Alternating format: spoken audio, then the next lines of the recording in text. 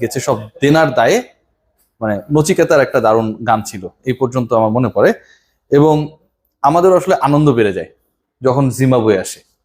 Zimbabwe যখন আসে তখন সেই আনন্দ বেড়ে যাবার অনেকগুলো কারণ থাকে। এবং যতটুকু এই আনন্দ আসলে বাংলাদেশের ক্রিকেটে, বাংলাদেশের ক্রিকেট এবং ক্রিকেট সংশ্লিষ্ট যারা রয়েছেন তাদেরকে আনন্দিত করে, তার থেকে ট্রু সেন্সে যদি ব্যাপারটাকে ব্যাখ্যা করা হয় তাহলে আমার কাছে মনে হয় যে কিছুটা মনে মনে অস্বস্তিও কাজ করে। জিম্বাবুয়ে আসা মানে বাংলাদেশের জন্য অবভিয়াস কিছু বড় বড় জয়, বাংলাদেশের অতীতের গ্লানিময় পরাজয় অনেকটাই হচ্ছে দূরে ঠেলে দেয়া, অতীতকে ভুলিয়ে দেওয়ার একটা চেষ্টা, এবং পার্টিকুলার কিছু ক্রিকেটারের বিশাল পারফর্মার হয়ে ওঠা। এবং সেই প্রসঙ্গে বা সেই সূত্র ধরে এবার জিম্বাবুয়ে আসছে, এবং এবারের আসাটা আরো ডিফারেন্ট।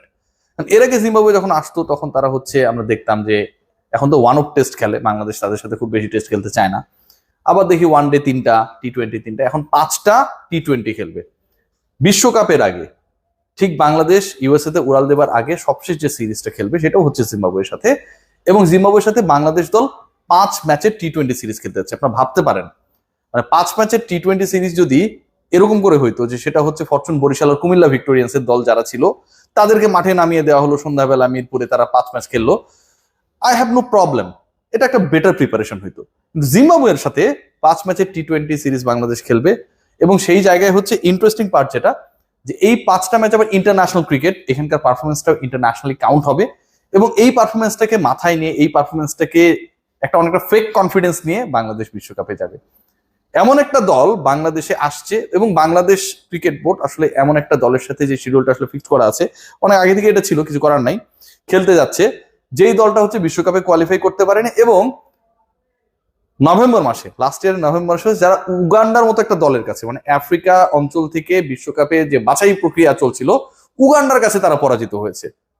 আমরা অনন্ত জলিলের কল্যাণে আমরা ঘানা সম্পর্কে অনেক জানতে পেরেছি, এবং উগান্ডাও মোটামুটি হচ্ছে আলোচিত একটা নাম, কারণ হচ্ছে আমরা দেখেছিলাম যে উগান্ডাকে কোন একটা মুভিতে ইউগান্ডা বলে উচ্চারণ করেছিল সেখানকার একজন বিখ্যাত চরিত্র।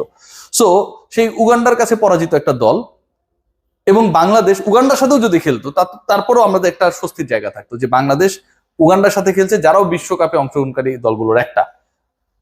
যেই দলটা উগান্ডার কাছে হেরে বাদ পড়ে গেছে, যেই দল বিশ্বকাপে খেলছে না, তার সাথে আমরা 5 ম্যাচের টি-20 সিরিজ খেলবো, আমরা এটার জন্য টেস্টকে স্কেপ করেছি। এবং এখানটা সবচেয়ে ভাগ্যবান বা সবচেয়ে হ্যাপি হওয়ার জায়গাগুলো কোথায়, সবচেয়ে বড় স্বস্তিগুলো কিভাবে আসবে? দেখুন, কিছু কিছু পারফর্মার রয়েছে যারা হচ্ছে জিম্বাবুয়ের এগেইনস্টে জ্বলে ওঠে। পাবলিক ওপিনিয়ন, এটা পাবলিক পুল থেকে বলা হয় যে লিটন কুমার দাস মানে হচ্ছে জিম্বাবুয়ের, মানে একটা মুদ্রার এপিট ওপিট হচ্ছে, একদিকে জিম্বাবুয়ে একদিকে হচ্ছে লিটন কুমার দাস, মানে তার জ্বলে ওঠা, তাতিয়ে ওঠা বিশাল বিশাল পারফরমেন্স গুলো হচ্ছে জিম্বাবুয়ের এগেইনস্টে। অতি সম্প্রতি লিটন অনেক বিতর্কিত কর্মকাণ্ডের সাথে জড়িয়েছেন, সাংবাদিকদের বের টের করে দিয়েছেন, তারপরে হচ্ছে জাতীয় দলকে প্রতিনিধিত্ব করতে গিয়ে তিনি অনেকগুলো জিরো টিরো করেছেন। হ্যাঁ, আবাহনীর হয়ে আসলে সুপার লিগে তিনি অংশগ্রহণ করছেন, তার আগের ম্যাচেস গুলো তিনি খেলবেন কি খেলবেন না এটা নিয়ে আসলে একটা স্বস্তি অস্বস্তি জায়গা ছিল, কারণ আবাহনী ম্যানেজমেন্টই মনে করে যে আসলে আবাহনী দলটা জাতীয় দলের থেকেও ভালো। সো ওই জায়গায় লিটনের জায়গা তো হওয়া উচিত না, কারণ জাতীয় দল থেকেও লিটনকে আউট করে দেওয়া হয়েছিল। আমরা দেখেছিলাম যে ওয়ানডে দল থেকে শেষ পর্যন্ত তিনি বাদ পড়ে গিয়েছেন, এবং আবাহনীর হয়ে পারফরমেন্স করতে এসে সেখানটাও তিনি ব্যর্থ হয়েছেন। সো লিটন কুমার দাসের জন্য একটা আনন্দের ব্যাপার। নাইম শেখ এবারে জিম্বাবুয়ের এগেইনস্টে বাংলাদেশের যে দল ঘোষণা করা হবে সেখানটায় ঢুকে যেতে পারেন, সিরিয়াসলি ঢুকে যেতে পারেন। সৌম্য সরকারের একটা ইনজুরির ইস্যু রয়েছে, এবং নাইম শেখ বাংলাদেশ দলের একটা অংশ হয়ে যেতে পারেন। এখন অংশ যদি হয়ে যান তাহলে তো নাইম শেখ খেলবেন, 5টা ম্যাচের মধ্যে 1-2টা ম্যাচে তো চান্স পাবেন। নাইম শেখেরও আসলে একজন বিশাল মানে ক্রিকেটার হয়ে যাবার একটা দারুণ সম্ভাবনার দুয়ার ওপেন করে দিতে যাচ্ছে উগান্ডার কাছে পরাজিত হয়ে বিশ্বকাপে যেতে না পারা জিম্বাবুয়ে। বাংলাদেশ দল টেস্ট খেলেছিল শ্রীলঙ্কার বিপক্ষে, এবং টেস্ট সিরিজে বাংলাদেশ দল প্রথম টেস্টে পরাজিত হয়েছিল 3 শতাধিক রানে, দ্বিতীয় টেস্টে পরাজিত হয়েছিল প্রায় 200 রানে। প্রথম টেস্টে বাংলাদেশ দল 192, 188 এবং 182 রানে 2 ইনিংসে মাত্র রান করেছিল, 200 করতে পারে নাই। টি-20 সিরিজে বাংলাদেশ পরাজিত একটা দল, মানে যেই বিশ্বকাপটা খেলতে যাবে তার আগে হোমে শ্রীলঙ্কার এগেইনস্টে আমরা হেরেছি। এইরকম সিচুয়েশন যখন একটা দলের থাকে, যখন সমালোচনা চারদিকে, যখন সেই দলের কোচকে নিয়ে অনেক ধরনের বিতর্ক সমালোচনা হচ্ছে, ঠিক তখন জিম্বাবুয়ে যেন অনেকটা আমার কাছে মনে হয় যে চান্ডিকা হাথুরুসিংহে কেউ স্বস্তি দেওয়ার জন্য চলে এসেছে। চান্ডিকা হাথুরুসিংহ আমরা জানি যে যখন বিপিএল চলছিল ঠিক সেই সময়টায় খুব একটা he was not interested to watch the matches. যখন শ্রীলঙ্কার এগেইনস্টে বাংলাদেশ খেললো ঠিক সেই সময় আমরা এটাও দেখেছি যে চান্ডিকা হাথুরুসিংহ মাঝপথে উড়ে চলে গেছেন। এখন আবার 3 অনেক সিরিয়াস। বাংলাদেশ দল যদি জিম্বাবুয়ের এগেনস্টে ভালো করে, এবং জিম্বাবুয়ের এগেনস্টে ভালো বাংলাদেশ করবে, 5 নিলে বাংলাদেশ সিরিজ জিতে যাবে, এটা কিন্তু কোনো ডাউট থাকার কথা না।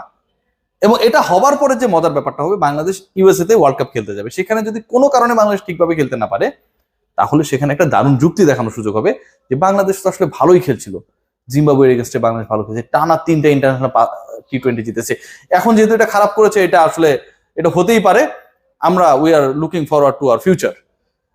মানে কোচকেও একটা এসকেপ দিবে, যিনি এই মুহূর্তে চাপে রয়েছেন সবকিছু মিলায়া। কিছু কিছু ক্রিকেটার এই মুহূর্তে চাপে রয়েছেন, নাজমুল হোসেন শান্ত, লিটন কুমার দাসরা চাপে রয়েছেন, এবং একই সাথে এই চাপমুক্ত হবার জন্যই বাংলাদেশ যখনই কোনো একটা বিপদের মধ্যে পড়ে পারফরমেন্স ওয়াইজ, কেন যেন ওই সময় শিডিউলটা জিম্বাবুয়েময় হয়ে যায়। এবারও তাই জিম্বাবুয়ে আসছে। বাংলাদেশ দলের সাথে যুক্ত সবার জন্য একটা সুখবর, একটা দারুণ আবহ তৈরি হতে যাচ্ছে।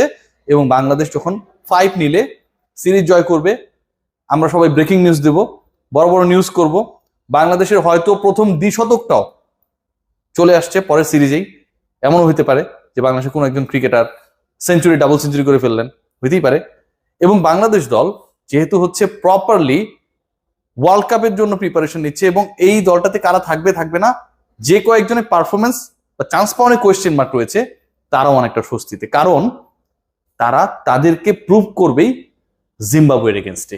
তাদের প্রুভ করার আয়োজনটা, প্রুভ করার মঞ্চটাই হচ্ছে জিম্বাবুয়ের বিপক্ষে চট্টগ্রামের 3টা টি20 এবং পরবর্তীতে ঢাকার 2টা টি20। সো সবার জন্য আমার কাছে মনে হয় একটা স্বস্তির আবহ।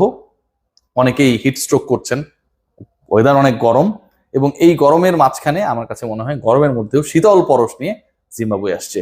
কিন্তু উগান্ডার সাথে যেই দলটা কোয়ালিফাই করতে পারে না, যে দলটা বিশ্বকাপেরই অংশ না, সেই দলের এগেনস্টে বাংলাদেশের খেলা জয়।